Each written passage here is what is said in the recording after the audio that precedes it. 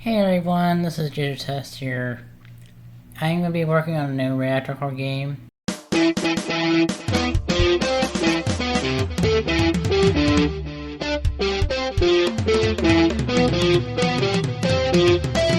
Because the place I use to safely test Operation Pickle Fork updates is not currently accessible by me.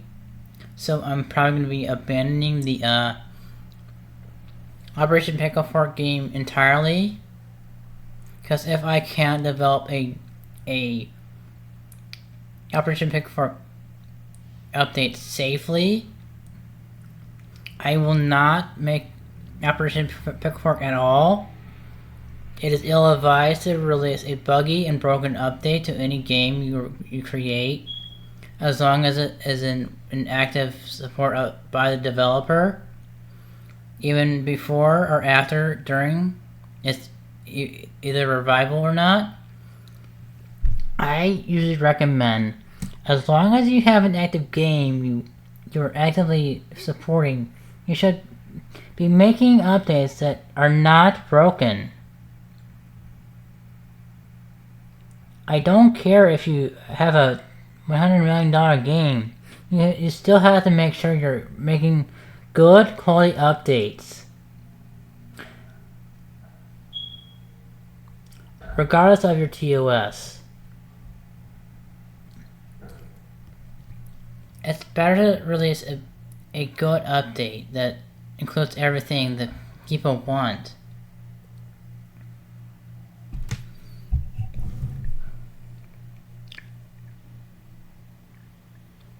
I do that with any game that requires a lot of time, like Atomic Core Energy Center or my other reactor core games. Those require rigorous updates to make sure they're good and stable and not vulnerable to hackers and exploiters.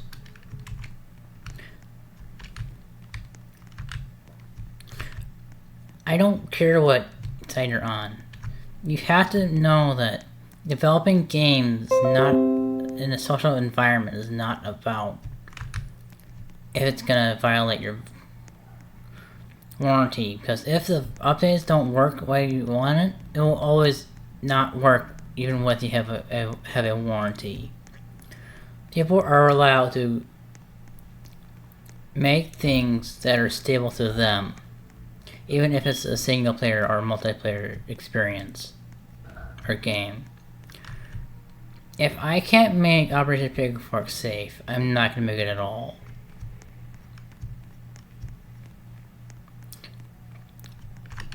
I'm not one of those people that do pay to wins, but I recommend, as long as you have an active game that's an active support of the developers, you should have updates, good quality updates. Don't care about the game. I don't care about your rules if you think. I understand the community behind Roblox. I'm one of those good developers. I understand your policies and such. It's good moderation, but you have to allow your developers to moderate their own games in the way they want to moderate it. Good moderation is not about. It's kind of the collaboration between the community and the moderators. I see the most moderators will actively engage with their audience, including the developers in themselves will properly engage in the community support. And don't say moderation should be all authoritarian or I just think it should be universally. It's one of those good practices when you're developing a game. You shouldn't really be. I don't condone the releasing of a buggy game or update, but but bugs slip sometimes. That's part of being human. That's why I don't really recommend only using the assistant all that much, because you still have to understand some elements of programming. Good programming techniques like creating a separate entity of your game, like a different fork for like development and testing, and keeping the main game that's still stable and stuff, and a separate fork. That's how I do my development for Operation Pickle Fork, is that I have a different fork for testing and development purposes, because I want to make sure I am releasing a good quality update. Bugs will happen, that's just part of development, that's gonna happen. But I recommend, if you're developing a more complicated game, like what I did with Operation Pickle Fork, I recommend you create a different place anyway. Anything you're like testing like prototypes, separate from the game, because prototypes have to be worked with an indie game, regardless of its genre. Because I feel like genre in games is not really that black and white as in like film or movies, like film or music. Because genre in games is just like the theme. It's more like a guideline in games, not really not the whole Cthulhu of things. That's why I'm kind of working on a new genre of games, more of like the timeline games, and games based in lore instead of. Every game is gonna have its own lore, regardless of if it's made by humans. It's gonna have lore. Even Minecraft has its own lore, if you think about it. Kind of Herobrine, Alex and Steve, and probably they're adding more to it, which is gonna make it more interesting, because they're not gonna just replace Alex and Steve entirely. They're probably gonna add those skins to just make it more interesting, because a lot of Alex and Steve is kind of one of those unisex names. That's why they're probably creating another few sets of unisex kind of characters. I think that's also what I see in Fortnite, what they're doing with the default characters. There's a kind of a select few male and female avatars in Fortnite in the more recent updates. And if you see my 2023 content featuring Fortnite, that's why I didn't really care about the name that much, because you were given a random avatar when you enter a round of Fortnite. That's just, I think that's clever design in its entirety. This is just letting me know I'm probably going to be working on a different reactor core than Operation Pickle Fork, because Operation Pickle Fork is a very old game at this point. It's a game made back in 2017. A lot of the constraints I had to work with that game is the audio at the time was very expensive, and the Look of 2015 content was not really the best content. I have improved since 2015 when it comes to my audio, because when I listen to my old content, it's kind of it's very bad. It's not bad, it's just, it didn't really, it's something that has kind of like aged like wine or cheese.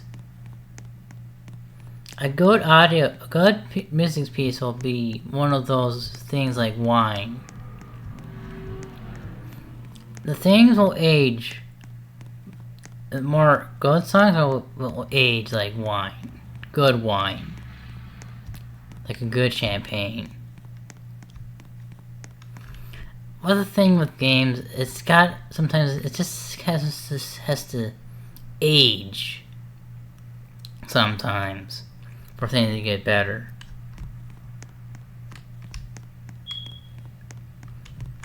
That's why I'm probably gonna stop doing development of Operation Pickle Fork and doing things around Operation Pickle Fork. I might be moving to more like Atomic Core Energy Center. It's kind of a more later game. It was kind of created in that pocket of time between 2018 and 2020. 2020 is when I started going as like Jay Sirtest and stopped going as like Test.7 or Test.7, because I feel like that was more me growing up. Stop using my more childish username, but it's still a relic I still relish today. That's why I'm not so keen on using a name like those very, very good usernames, those legendary ones, because there's currently a exploit going on right now. That's why I usually use names that only refer to what I'm doing, not what the world's doing currently. That's why my current player name in Roblox is Weyatu because of... You have to understand that when you translate something, it's gonna have a different translation in a different language. Because I mainly use a more American dialect of English. So I'm gonna sound more like a more American. Mine's more Midwestern, with some things of like North, like Ohio, Michigan, and North Carolina. So my dialect is gonna be a bit mixed because I've been in 3 states in the U.S. That's something that you're gonna have to realize about learning a new language, regardless if it's a computer or a human, because things are gonna be different, but there's gonna be some transferable skills when you learn other languages, including programming languages. It just comes with experience. It doesn't really matter what coding language you're gonna encounter. It's gonna have the same functionalities. Like there's gonna always be like a function system. Most IDEs kind of make it easier for the humans to talk to the computer in more human, like the more Latinized IDEs, including the Roblox Studio. If you know anything about Java, Lua, or C#, you're probably gonna be a little bit more keen on how Lua works, because it's also a object-oriented programming language.